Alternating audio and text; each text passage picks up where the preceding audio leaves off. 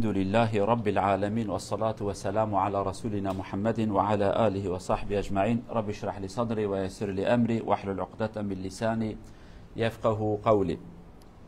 أيها الإخوة، اليوم سنركز شيئا حول علاقة الأجداد مع الجدات بالأحفاد، ونأخذ قليلا من حياة الرسول صلى الله عليه وسلم. موضوع في غاية الأهمية، الذي لديه أحفاد أرجو أن ينتبهوا جيدا. يهمنا جميعا هذا المسألة أو هذه المسألة تأنيس. برايت عزيز إيرو أما إجا لسر مسألة كال أو بير. كال نزانج نكال بابا بير جي آلي ديدا يعني مثلا أم كرد جانا شاشتي تكن أم ظلامة كدبي أسبير بوما بير جرى جند بيجن ظلام جرى بيجن أسكال بوما. يعني إجا أمي بحثا علاقة كالو بير دقال نافي يعني تورن. نافي وتورن هردو بكردين بياش بير وانكن يعني تورن تركين بكرمانجية. علاقة وان يعني تيكليا وان أمي هنكي درساج حياتها بيخنبري خو بقرن عليه الصلاة والسلام. علاقات ديو بابا دقال زاروكا اي تشاوبن ياج دقال نافي وان دقال تورني وان اي تشاوبن اي كالو بيرا. طبعا أيها الإخوة، الأولاد والأحفاد من نعم الله عز وجل على الإنسان. الله عز وجل يقول: والله جعل لكم من أنفسكم أزواجا وجعل لكم من أزواجكم بنين وحفدا. أولاد وحفد، الحفيد أي أولاد الأولاد. هذا من نعم الله عز وجل. ورزقكم من الطيبات، يعني من نعم الله على الإنسان أن يرزقه الله عز وجل بعد الولد ولدا أخرى، يعني حفيدا. هذا من نعم الله عز وجل. والعلماء يقول الإنسان حينما يرى له ولدا يقول: أصبح عمري عمرين، هذا عمر جديد لي. وحينما يرى أحفاده يقول: أصبح لي 3 أعمار، أنا وابني كذلك أنا وحفيدي كذلك أنا. وفي العادة الأجداد والجدات يحبون أحفادهم كثيرا، وهذا شيء طبيعي لأنك مشغول بابنك وبنتك بتربيته وبنظافته، فلا تجد وقتا لتفرح به. ولكن الحفيد الأب والأم يهتمون به، وبعد ما ينتهي كل شيء يشبع يقول: تفضل حبوا شوية يعني.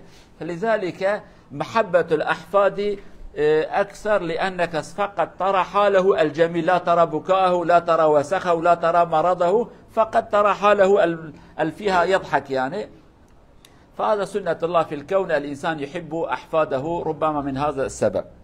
وهناك كلمة كردية بعد قليل سأقول لكم ماذا يقول للأحفاد. قالوا جماعة تورن يا جنبي يك جوان نعمتك خديد ده إنسان دو آياتك إذا خديد بجا من نعمت لوا كريه من جوا جنك جوارا كريه هفجين بكرمانجي، يعني أبيك بترى حياتها خد دوامتك، بترى دجيج يعني خد دوامتك، ويعني بكرمانجي أخوان بجن جن يا مير دبي مجبرة كريه مجوان جناج ورا زاروكه کی پیدا کرد، زاروکه و چه بونه جوان زاروکه تورنه و چه بونه خدید بجه ام قال لك نعمت ادنه دایو. يعني عالم وهذا بن دبي انسان وقت كود زوج زاروكي چه دبي عمرك من ادنه چه و ابيات سازم لازم بشوكم ازم ابيات تورنه منه يعني لا منه يجي كچا منه صبيته عمرك ته پشتی که جا زاروکه ته تور نوی وان چه دبن تدبي بيو عمره من السيا، يعني وكاكو نكتة 5 سال 5 سال حياته بين 5 سال عمرته 5 كاتشات لايته 5 جابه تورنته يعني. لو ما انسان وقت هر زيداي كي چت بده بيا ازمه ابيا ابن عمري ما دريج بو ازبي خادم الحزار وحيصل وتشتكي دادا ابيا وابو 10000 ادني يا 10005 ما شاء الله بيا تبع عمري من اوقات دريج دبه. وبلكي سببك كو ديو باف يا ببرن كالو بير با پیر و دا پیر ام بیشن کجزار تورنه خو قال لك حست كن بلكي يك سبب ويجي ابي ويك زاروك وان هنا اجبا سوالكم تدي زاروك و دغرين بخدا ميستكن دابن دروا خوا وان ناي وان بن دكتوره تبون بيرانه زمان ويك وجوان حسبك نامينه، يعني تدي هاتيه واجلي بيس بيه و بخدا بيس كريه و نخوش كتيتا يبريا دكتور والحاصل هر کار و خبات تجارت کی زمان اکتوبی بردلی خوی پاش کشتر نامینه هندک دمینه لی کالو پیر نوسانه کالو پیر دی باب خدمت هایید کن سریدشون پاکش کن پارفوم اکلید کن دوی هاشتا چند دقل باتا به پاکش شوشتیش کن نبینا گوت دور حضور نبینا میزده نبینا خایدانش ایته بینا پارفومش ایته تو دی برده خوش هست کی لوما عالم دبیجه بلکه یک سبب مازن که معروف قال لك طورنه خو حست که اجنبی خو ابا يعني وقتی کد کنال باته کد گریت به کچه ورا لای تگریا الجامعه قبول نکرد برا ببن ورا بینا پیسی هات هرم بنیمشون لما هات کو پاکش کندشون کرم کد به هاش ترا لوما انسان قال لك جراج ده زيد اجنبي خوش طورنه خو حست که طبعا علاقه الاجداد والجدات مع الاحفاد اولا العلم أثبت هذا وخصوصا نحن في هذا العصر الأب والأم يشتغل في الخارج فيحتاج إلى من يحافظ على تربية الأولاد. نعم في الدولة النرويجية عندنا بارنهاجة الحضانة يعني ترسل الأولاد وهذا من ناحية يخفف وظيفة الآباء والأمهات ولكن من ناحية أخرى خطر عظيم جدا الولد أو البنت يكبر بعيدا عن المشاعر الأبوة والأمومة لا يجد صدرا حنينا يدفئه فقط المعلمة والمدرسة والمدرس اذهب وتعال الولد يكون مثل الجهاز يعني الروبوت كما نقول لا يعرف يبكي يعني الأولاد في الدولة النرويجية هنا في هذه الدول المتقدمة على أساس لا يعرفون يبكوا ما في بكاء قليل جدا خلاص اجلس قم اعمل لا تعمل هكذا ولكن في دولة مثل هنا يحتاج إلى أب وإذا لم يكن أب الجد والجدة فيهما رائحة الأب والأم هم سيحافظوا على الولد أكثر وإن كان هذا خطر عظيم جدا على الأولاد إذا أنت بعدته عن المنزل والولد كان دائما في البارنهاجة وفي المدرسة ولم يكبر بين الأب والأم فهو يحرم من أمور كثيرة هذا في خطر عظيم جدا ولكن الدول لا يهتم لهذا يقول المهم الحياة يمشي يعني المهم يمشي الجيل الجديد يكون متعصب يكون مجرم يكون سفاح يكون محترم لا يهم المهم الأيام يمضي يعني أي واحد يكون رئيس الوزراء يقول أهم شيء أقضي 4 سنوات بدون مشاكل كثيرة ويأتي واحد آخر يقول أهم شيء 4 سنوات لا يهمني بعد ذلك المهم لا يكون هناك انتفاضات يعني هكذا المهم حياة يمشي ولكن هذه الأيام أنتم تسمعون في وقت الانتخابات هناك أحزاب يقولوا نحن نريد أن ننزل عمر الجريمة إلى 14 سنة مثلا الآن 15 يعمل جريمة يدخل في سجن 14 ما يدخل يقول نحب أن ننزل ما رأيكم في هذا إذا نزل الجريمة إلى سنوات وربما بعد كم سنة 10 سنوات 11 سنة يحاسب الولد على الجريمة كل هذا بعد الولد عن حضانة الأب والأم فلذلك نحن نحتاج إلى الجد والجدة أن يحافظوا عليه ربما يخفف هذه المصيبة التي نحن بصددها تشتكي درس نقطة أول كما احتياجها مشكال وبيراهية بين اللي في دولة هاني ودولة ما بسلمان يجبونه وكافانا دي وباب هفرا كارت كن نوصل تفت كارت كن ميرو جن تفت كارت كن زاروكي وانشد به چند روپاشه وانشین تسلیم تدید وراد بجن بارنها که یعنی بخچه زاروک اب کرمانجی بخچه زاروک اوساد بجن جرا وانشین مدرسه زاروک اب چوچه که جا 1 سالی نتیل نروژ 1 سالی جین که دی باف دشینن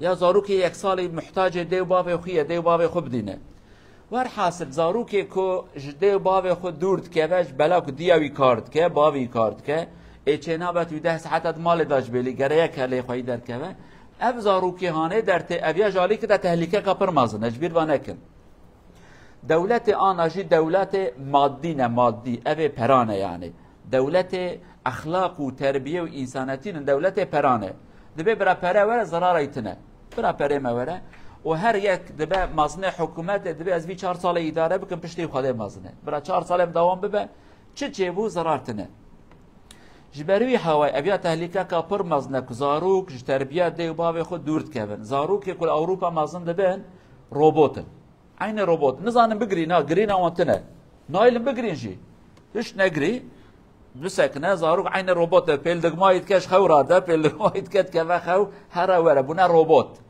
فقط وی مصیبت چوا کیم با مصیبت کد کالو پیر با پیر و دا پیر هنکی نزیک بن آگهدار وان زاروکی هانه بن هنکی زاروک جم کالو پیر خو زمان در باز کن ای اف مصیبت پشکی کیم ببه لتشتکیش بیر وانکن دکتر و عالم دبیجن دیو یعنی کالو پیر خو زیده بار وان گران نکن عمر وان مازنه ام بیجن هفته ساله 8 ساله راست جنوی خو حس کن اما او قصاش نکارم بازدن دوان زود کیفن ایجاد به آگاهدار بیا بنجی زاروک جوانا باشن جم کالو پیر خو بن فقط جبير وانكن كالو بير جانا زو زحمت الدين او شيء چمكي عمري وان مازن بيركا تليفونك عمري وان مازن بيلي وان زود خدني دي شحن فالا ده بطاري دي بابجي وساكينونه دي مساله دي اگهدار وان بن ابي نقطه اول نقطه ثانيه في غايه الاهميه للاجداد والجدات والعلاقه مع الاحفاد الاحفاد يتعلمون عادات وتقاليد وآداب مختلفه من الجد ومن الام او من الجده أمور كثيرة نحن نتعلم منهم ربما الجد عفوا الأب والأم ربما لا يكون لديهم الوقت ولكن الجد والجدة عندهم وقت يقضون الوقت مع الأحفاد ويعلمونهم آداب كثيرة يا ابني لا تفعل هكذا ولا تفعل هكذا وافعل هكذا وهكذا افعل كم نرى من الرسول صلى الله عليه وسلم يقول لحسن وحسين افعل هذا ولا تفعل هكذا هذا علاقة يعني كما كان الرسول يفعل هذا شيء مهم جدا الولد أو يكون مع جده ومع جدته يتعلم منهم أمورا كثيرة الجد والجدة لديهم خبر لديهم معلومات لديهم معاملات جيدة فينقلوها إلى أولادهم هذا في غاية الأهمية والولد حينما يعامل جده وجدته يكون لديه خبرة كيف يتعامل مع الغير ليس مع الأب والأم فقط مع واحد آخر وواحد آخر وهكذا يكون ولدا اجتماعيا فكذلك علينا أن نعيش قريبا من الأب والأم ومن الجد ومن الجدة حتى الولد يتعلم على المعاملات الإنسانية والاجتماعية أكثر تشتكي دنه فايدة كزاروك جمكالو بيري خو مازن ببن نزيكي وان بن من قابك ديو بابي تفتني بن زاروك جم ديو بابي خوي هو يكي دنه يعني شخصك ظلامك دنه ظلامك هي بابا وجنك هي دي فقط قابك كالي ويهبه او بيراوي جهبه اف زاروك هي ندبد بچار حبارات دو دستينه ند دو بچارارا وی وقت دهات به انسان کی سوسیال انجواتی جوات ناس ده ناس نبه هند به یعنی والا باب خورا از وها خبردم از کال خورا وها خبردم ابدای کا خورا وها خبردم به پیر کا خورا وها خبردم زنگین ده به اینکی ابي اب خوشي زنگینی کش بی زاروکی هانه را لگا وقت حیات خدا دیو باب خودن دیتیه وکی دی بظلام را خبر ندای بجنا را خبر ندای نزانه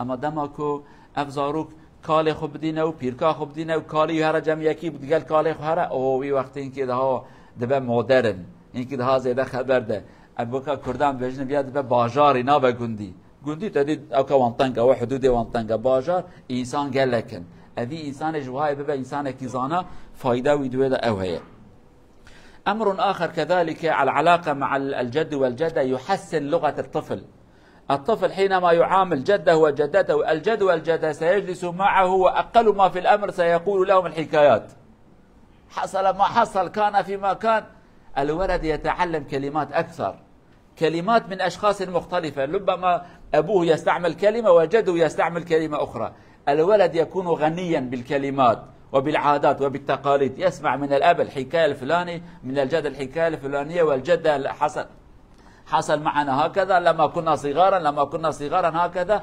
يكون لديه خزينة ضخمة من الكلمات ومن العادات ومن التقاليد ومن ما جرى من الأمور السابقة وهذا كذلك في غاية الأهمية تشتكي دن اتسابر مهمة زاروك دماك الجمكال وبيريخ مازن دبن زمان وان زنگين دبا زمان يعني ديو باف تشتكي دبجن كالو بير حكاية كاد يختدي ام كردي دبجن خبروشك وزان خبروشنا حكاية نه اي خبروش تقول هبو تنبو حكاية خبروش كيفن ضربوا مثل كيفن وانا تب سبب انك زاروك زنگين بزماني وي تشتي غريب هين دبا دا پیراوی پیرک رودنه حکایه کی دبجه جرا باوی حکایه کی کالکی حکایه کی دبجه ده ام بچوک ما وها کر ام دبی ام زاروک ما وها کر ام گج ما وها کر اف زاروک کلمه وی گوتنه وی زنگین دبن آخافتنه وی زنگین دبن لورا گلک انسان پیرا خبر ددن اویاجی فایده کا پر باشه زاروک نزدیک کالو پیر خوبن عیبا وی کارتنه حتی اون کاربن گلو گنج زاروک یان هن نزدیک کالو پیر خارن برا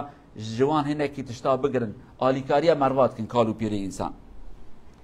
كذلك هناك أمر الولد حينما يعيش مع أبيه ومع جده يتعلم الآداب الإنسانية والإسلامية، يتعلم من أبيه كيف يحترم الكبار، لأنه سيرى بأن أباه يحترم والده عمره كبير، وهو كذلك سيحترم أباه حينما يكبر، وسيعلم لولده احترم أبي هكذا، لأنه رأى بأن أباه وأمه يحترمون الكبار. يتعلم الإنسان من أبيه وأمه كيف يعامل مع من هو أكبر منه سنا. وقرأت شيئا في كتب يتكلم حول أمر حصل في دولة عربية، الأولاد حينما يذهبوا إلى المدرسة يتعلمون أن يرسموا رسم، يعني كما تعلمون. الولد يقول، أبوه يقول يا ابني يمكن تعمل لنا رسم؟ يقول نعم أعمل رسم. يعمل رسم منزل كبير مع حديقة، غرفة المنزل لها غرف، وفي جنب الحديقة هناك غرفة صغيرة، هكذا يرسم. الأب يقول يا ابني هذه الغرفة لمن؟ وأين غرفتي في هذا المنزل الكبير؟ يقول لا أبي، هذا الغرفة في الخارج، هذا غرفتك، هذا لك. لماذا يا ابني هذا البيت الكبير لا يوجد لي مكان؟ يقول نعم يوجد، ولكن أباك هناك، أنت وضعت أبك في غرفة بعيد عن المنزل، إذا هذا عادة، وأنت لما تكبر ستكون هناك. شوف درس كبير جدا. هذا الأب يقول قد أخطأت خطأ كبيرا، مباشرة يذهب إلى والدي يقبل يده ورجله ورأسه، يقول سامحني، إذا كيف أعاملك؟ ولدي سيعاملني هكذا. إذا الإنسان يتعلم من أباه أو من أبيه وأمه كيف يعامل مع الجد ومع الجدة. هذا شيء في غاية الأهمية. ديو باب زاروك جديو باب خو فيري تشت من فيري أخلاق دقال مازنا، مثلا زاروك تا دقال تبع تشي دست باب خو ماشتكي أو جد دست باب خو ماشتكي، دبي احترام اختياره وهاي احترام عمر مازنا وهاته يقرتن لدما كديو باب تنبن، يعني كالو بير، يعني هم ظن که هر کس مرحبا مرحبا لی دما کو زاروک تا دگل تا تن چی جنباوی خو جنب دایکا خود دست وان ماش کی احترام آن دگری زاروک فیری وی احترام ادبم دبید، يعني عمر مازن انسان که عمر وان مازن به انسان وها احترام آن دگره. حکایه کی ورا بجم کتابه کدا مخان بجوان دولته کی دولت ما بسمان اوی عربی زاروک کی کتم مدرسه تدی بر رسمات کرم قلم رسم زاروک رسمه کی باید بگی لایم کاری رسمه کی جمارا چه کی دبی از چه کی مالکی چت که بخچه کی مازن اود گوشه بخچه کی ده اوده کفچوک چت که اوده باید بجه لایم اوی اوده آکی آد بخچه ده آدور خانی تا پر مازن اوده مت کداد به اوده تلورنین اوده تفیاه چه ما باید اوده مفیاه البته باید تیج دوی دایه باید تو دوی دایه دمکی انسان اختیار ده چت که بلوه باوی میرک اختیاره باوی خکره جی که واکنو دور او سر خود خد بیم مالا خورا کرد، یعنی که از آنها گنج مز اختیار بیم الهی متخلوه در حال چه باوی خدر تخه دستونگی ماشت که سری ماشت که دبی من عفو بکه من پر بی ادبی که مازن کریه من مالا خو خرا کرده اگر زارو که ماهانه کرده مالا مخراد بو، یعنی اوی تشتباتا سری من ایجا ور حاصل زارو که انسان دگل انسان بن دگل باوی خود شوا خبر دی او جوها خبر دی تبناوی بابی خوشی را بیجی اویج ناوی تماک تگو بابو دای اویج بیجن داوی بابو اویج کلمه بادب و حرمت تهری جوان دانشی سرچوکات تدنگی خول همبر وان بلن نکی اویج دنگی خول وان همبر تج بلن نکه ای بیجن عادت و های انسان جنباب و دای که خو دنگی خو بلن نکه. طبعا كذلك علاقة الأجداد مع الأحفاد ناحية تربوية جدا. الرسول صلى الله عليه وسلم كان له علاقة مباشرة مع أحفاده ويعلمهم، لا يقول أبوه فليعمل، كما نعلم في أحاديث النبوية بأن الرسول رأى بأن حسن أخذ تمرة من تمرات الصدقة فقال كخ كخ هذا ليس حلالا لنا، لم يقل فليقل أبوه له، جد مسؤول يربي ابنه ويربي حفيده على التربية والأخلاق الإسلامية، هذا وظيفة كل الأب والجد. الرسول هكذا يعامل أحفاده وأولاده. وأمر آخر، الرسول صلى الله عليه وسلم كان يحمل أحفاده في الصلاة وفي الخطبة يأخذهم. هناك ربما نقول لماذا هذه الاهتمام ما عدا كل ما ذكرنا؟ مجتمع العربي في عهد الرسول كان مجتمع دائما يحارب، يعني ولا تنسوا المجتمع الذي فيه حرب يكون ناحية العاطفة فيها ضعيفا جدا، دائما الحرب وهكذا وهكذا، الولد لا قيمة له إلا أن يكبر. فحتى الرسول صلى الله عليه وسلم يعلمهم هذه الأمور، كان يأخذ الطفل أمامه ويحمله أمامه وهم ينظرون إليه، حتى يأتي مرة أحد الصحابة إلى الرسول صلى الله عليه وسلم واسمه الأقرع بن حابس، ويرى بأن الرسول يحمل الأولاد يبوسهم يقبلونه الراكبين على ظهره، يقول أنت تفعل هكذا؟ عندي 10 من الأولاد ولا قبلت واحدا منهم، 10 من الأولاد لم يقبل ولا واحد.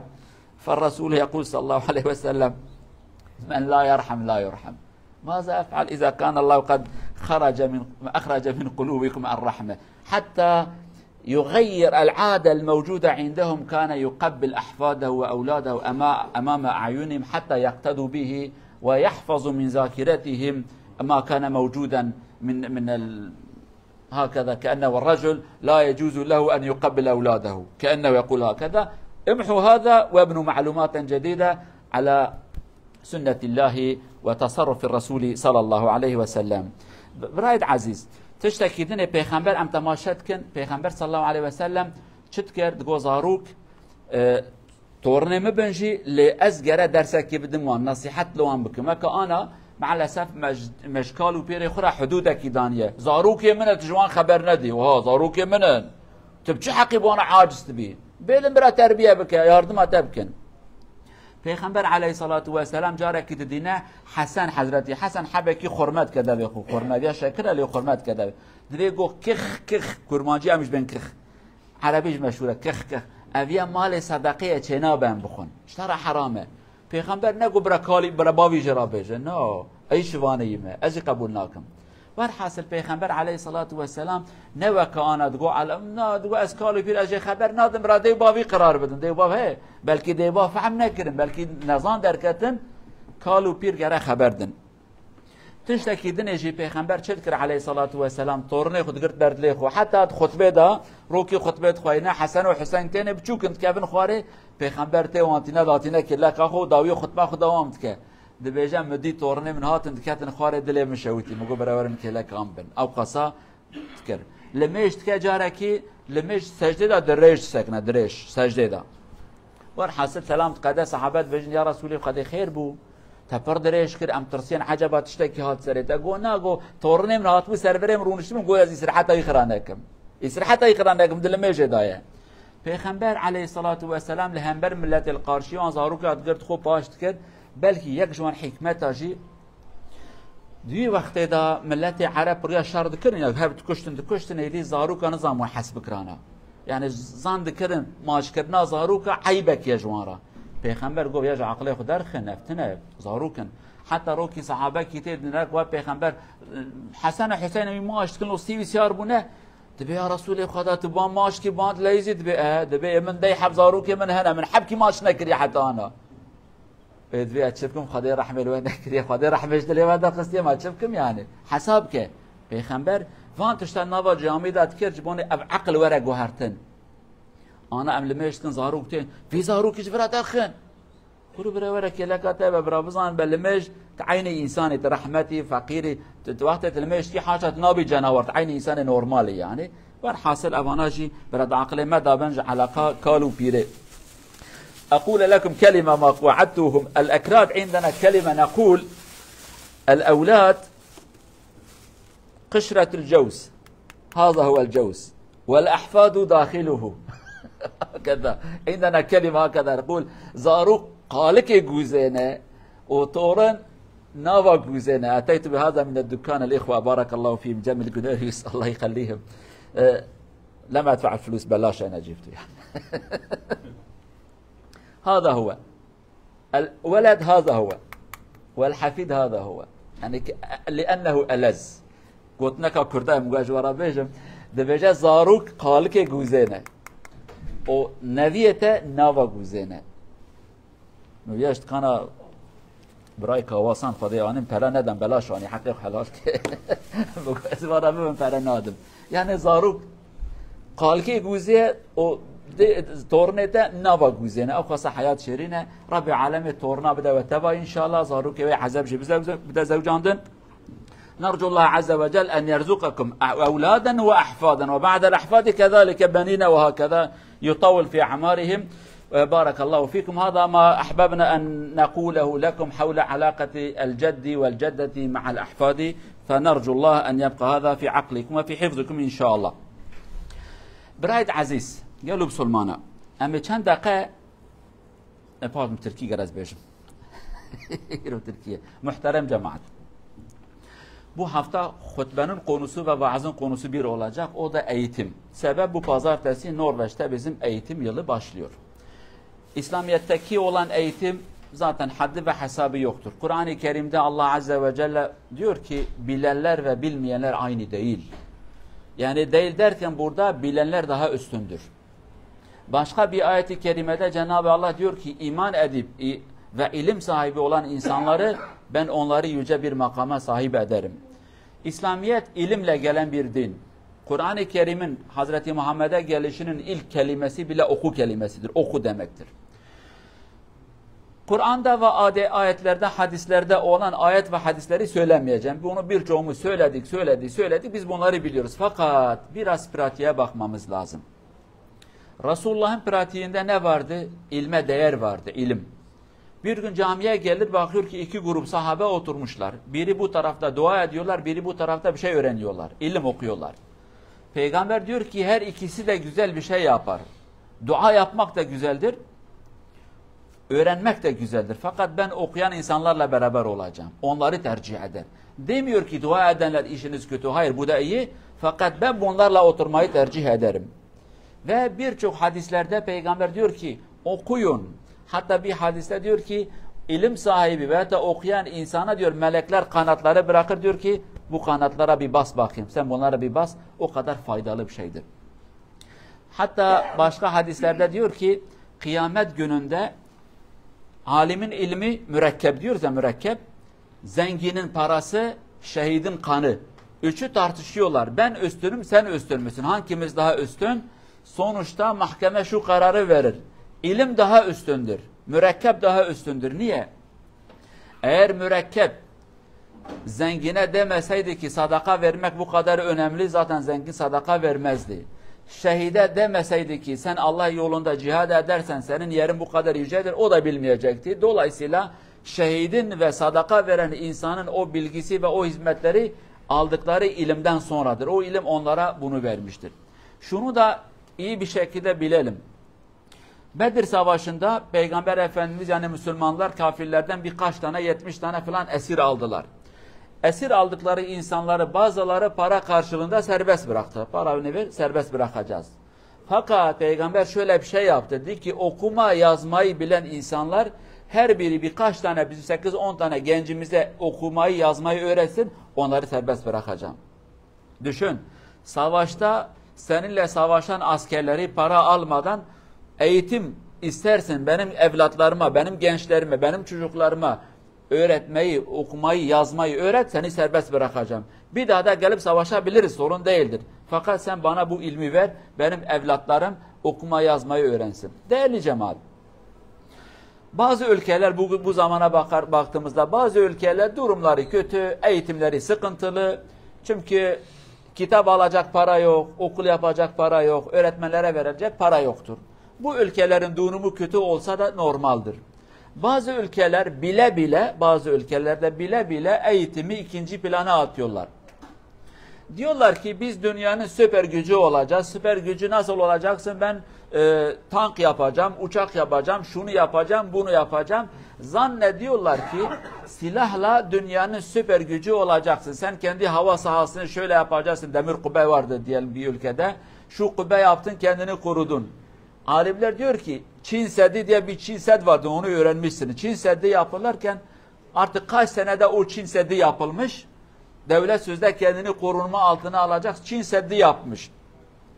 Fakat düşmanlar gelirken birkaç kuruş parayı bir kapıcıya vermiş, kapıcı onlara kapıyı açmış, rahat içeri girmişler. Yani duvar yapmakla değil, insan yetiştirmekle sen kendini koruyacaksın. Tankın, topun, füzen, uçakların olsa bile söyleme ki ben kendimi korunma altına almışım. Kendini satan veya da cahil olan bir vatandaş olduktan sonra sen artık her şeyi verebilirsin. Bu önemli olan bir nokta. Fakat bazı ülkelerde gerçekten eğitime önem veriyorlar ve dünyanın parasını da harcıyorlar. İyi bir sonuç da alıyorlar. Bilim adamları bize şu kelimeyi diyorlar. Diyorlar ki sen eğitime verdiğin para ne kadar çok olursa olsun onun geri dönüşümü kat ve kat fazladır. Düşün bakayım, bir adam doktor olacak, babası hatta köydeki ineği de satmış. Oğlum okusun, doktor olsun. Bu adam doktor oldu, bir baktın ki bir ameliyata aldığı para 10 tane ineği babasına alabilir yani. Dünyanın parasını alır. Bir hastaneye gider, bir programa gider, bir tıp bakımında bir şey icat eder, dünyanın parasını alır. Dolayısıyla bunları bilmemiz lazım. Fakat şöyle bir musibet var. Özellikle mesela Norveç'i söyleyelim. Bu da devletin raporlarına çıkan bir gerçek. O da üzücü bir şeydir. Norveç devleti belki dünyada ikinci veya da üçüncü devlettir eğitime para verme bakımında. Dünyanın parasını veriyorlar öğrencilere. Fakat sonuç kötü. Sonuç verdikleri para karşılığında bir şey elde edemiyorlar. Burada diyorlar ki bizim için önemli olan bir nokta, bunu tartışmamız lazım. Niye? Biz hep diyoruz ya biz kötü insanlarız, böyle bir adetimiz var. Biz Müslümanlar geriyiz şöyle böyle. Fakat parası olan ülkeler, Norveç'in gibi bir devlet, diyorlar ki dünyada ikinci devlettir. Birinci herhalde Belçika'nın bir şehri vardı. Strasbourg'dur, odur. İkincisi Norveç. Yılda her bir öğrenci için 22 bin dolar parayı devlete ve okullara falan veriyor. Ama başbakanları bile diyorlar ki bizim aldığımız netice kötü. Maalesef öğrencilerimiz başarısız. Çok para verdik fakat başarısız olduk. Tabii onlar bilmiyorum artık farkındalar mı değiller mi, niye bunu oldu? Normal devletler araştırma yapıyorlar. Biz niye bu duruma geldik? Bilgisayar desen var, okul desen var, öğretmen desen var, kalem defter desen var. Peki bizim eksiğimiz nedir ki? Bizim öğrencilerimiz bir şey icat edemiyorlar. Kötü puan alıyorlar. Yani bakıyorsun burada tıp okuyan öğrenciler yok. Herkes rahat bir mesleği. Acaba neyin nesi? Bu da devlet için önemli bir nokta, araştırsınlar. Fakat bazı ülkelerde özellikle bizim Müslümanlar devletin eğitime katkısı çok az oldu ve sıfır olduğu ülkelerde anne baba kendi makyajına ve özel şahsi kullanımına harcadığı parayı çocukların eğitimine verse çocuklar güzel okuyacak.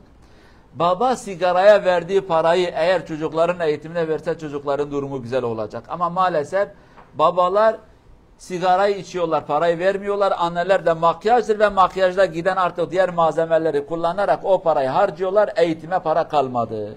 Bu da büyük bir musibettir. Son olarak şunu söyleyelim. Eğer memlekette akrabanız, tanıdık insanlar varsa, okuyorlarsa, ya 100 kuruş da olsa bu memleketin parasıyla onlara bir katkıda bulunun. Yardım edin. Türkçe diyor ki çorbada bir tuzunuz da olsun. Az da olsa, bir şey de olsa, elimden bu geldi, sana 100 lira para gönderebildim. Belki senin o parayla bir sefer yemek yiyecek.